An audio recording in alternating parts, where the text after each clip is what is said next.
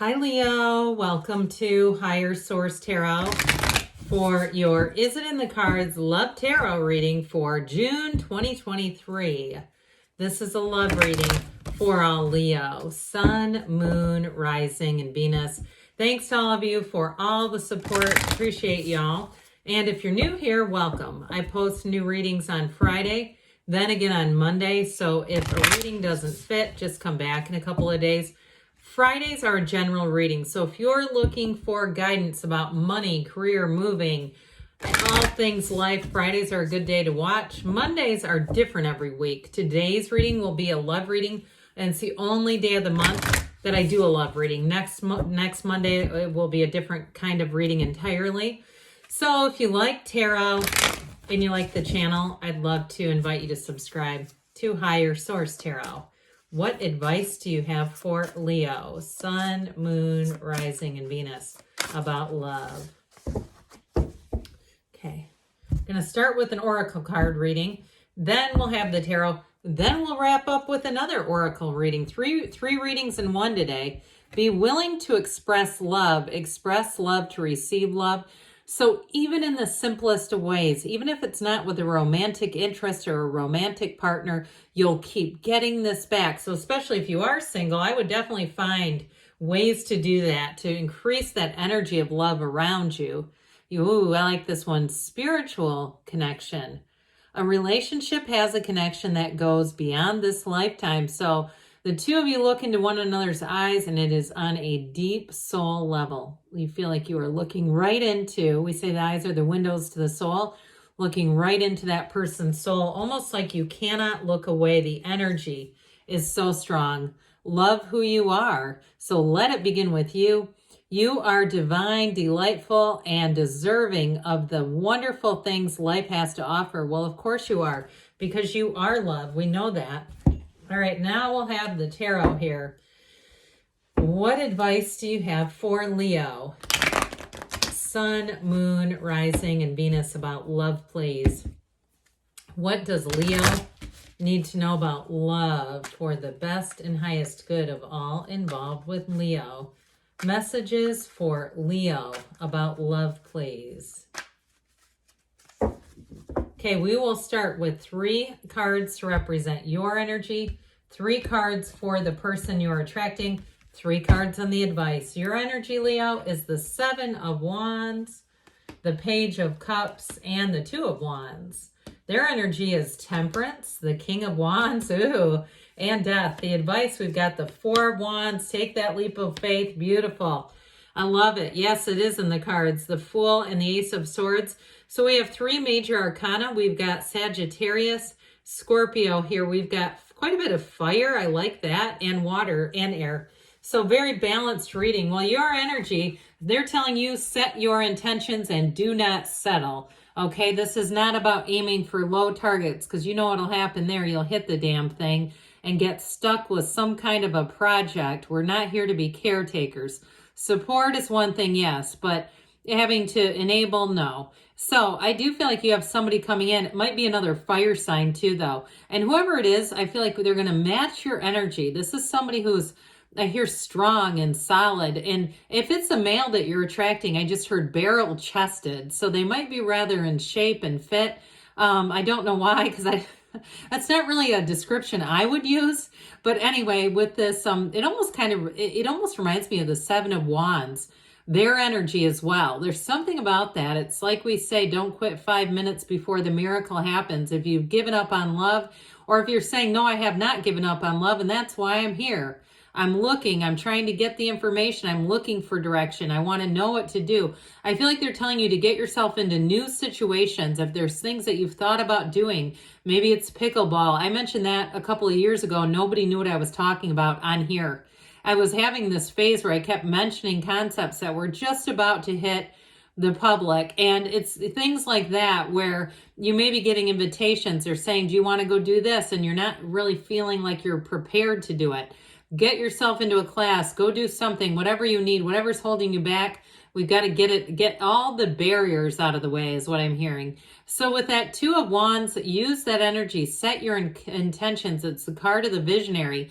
If you see yourself living in a neighborhood with a significant other, start driving through that neighborhood like you're living there, like you're going home, or you want to eat at a certain restaurant. It's not lack, but it's having that energy of being there now. And so go there, have a meal there, even if it's by yourself. I mean, I've seen people who have been married a couple of times, divorced, and they'll go to concerts and stuff by themselves because they're okay with it. They're like, I don't feel that need anymore. It'd be nice, yes, but I'm not worried about it. So I feel like once we can get into that place of knowing there's no need because you are attractive, you have people who are coming towards you. And with that Page of Cups, that energy of spontaneity, if you are thinking about doing something, because I don't think I've ever mentioned going to a concert by yourself. If that's you and you know you already have a single ticket and you're stoked because you know it's in a good spot because those are better deals, then there you go. I feel like the universe is giving you 2 thumbs up. Keep moving forward because you're like a light, you're this bright light that people are just drawn to. And even if you're having people asking you out that you say, but I have no interest in them, that's okay too. It's still an attractive energy. And so the person who you are attracting is strong. My God, 2 major arcana and a king. So if you've been with insecure people in the past, I don't see that as being a problem in this individual. I feel like they're very accomplished. They have, and it may be more in the career sense of things. I feel like they have a very solid career, very solid financial situation. So they may own their own house, their own car, have money in the bank, not have a lot of debt. It just feels very solid. But I will say too, with that King of Wands, they also might be an entrepreneur or somebody that owns a business, even some kind of side business. I feel like they dabble in a lot of different things. They're interested in a lot of different things. And so, and again, might be a fire sign, but it's somebody who's a go-getter. I also feel like too, they have leadership qualities. So they may have a long history of being on, I hear, executive boards, service boards, and even if it goes way back into college, when everybody's trying to build up their resume and they're volunteering for every damn thing under the sun, then they graduate and the volunteer life is over. I still feel like this person has quite a history of that sort of thing. But with the energy of temperance, I also feel like they know when to say when. This is somebody who has some discipline about their life. They're, again, not extravagant, but they're not so humble that they're a pauper either. I mean, they're not living in, just nothing. I feel like they just have discipline in terms of, diet, exercise, food, that sort of thing. They have moderation. And so with the energy, though, of temperance, it's wonderful healing energy. And I actually feel like you're part of the chapter of healing for them. I feel like they may have had an ex who cheated on them. And it may have really broken their heart and they got more focused on themselves. Working on themselves is what I hear. They say, I was working on myself to figure that out. How did I attract that person? Where did the love go? How did we end up here? And so I do feel like with this energy, this person too may have read a lot of books, like whether it be self-help books or relationship type of books. And it might be rather surprising, the next time you go over there and see their library, or you go over there for the first time and it's like they've got quite a range from Dr. Phil to David Goggins, but it's all kind of like trying to figure themselves out. So with the Death card, that's an important one here because that is a symbol of a complete transformation. And I feel like this is a big transition in their lives with you. It's exactly what they've wanted. They've manifested this. For some of you, you do have marriage here, by the way. So with the energy of the Death, they've let go of the past. They're not going to be dragging all that crap with them into a relationship with you. They've made some mistakes, but they've learned from them. And I also hear they're a quick learner. So they're not going to bring in the same old dead patterns that didn't work in the past. There's a rebirth. They want that rebirth and they want that new life and they want it with you, Leo. So with this, I do feel like you're going to have a chemistry with this person and you're going to find them fascinating, equally as fascinating as they find you. I also feel like too, if you've started a relationship or you haven't quite yet, early on, I feel like you're going to borrow a book from them, one of their books. There's something about this in reading and understanding. Might be fun to read the same book together. I don't know if it's something about them, though. I feel like they've got quite an interesting library.